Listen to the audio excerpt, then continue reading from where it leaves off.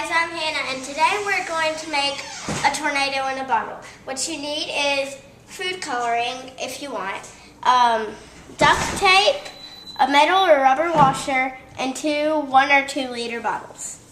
Okay, so what you need to do is start by filling up one of the 1 or 2 liter bottles with water. You can put in food coloring, 2 colors,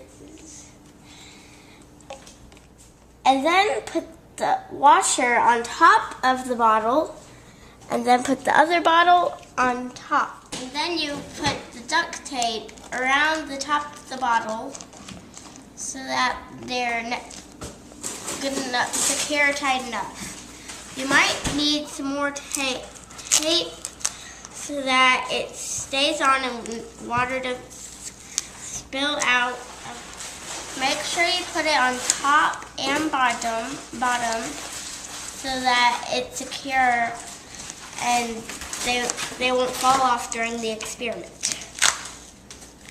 After it's completely taped, bring it to somewhere level with your height and then turn it over and then grab it and then grab the bottom and then make it hard yet in circles until you have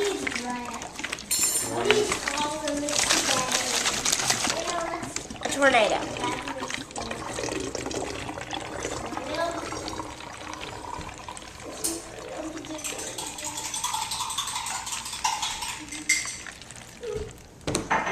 And that's how you make a tornado in a bottle.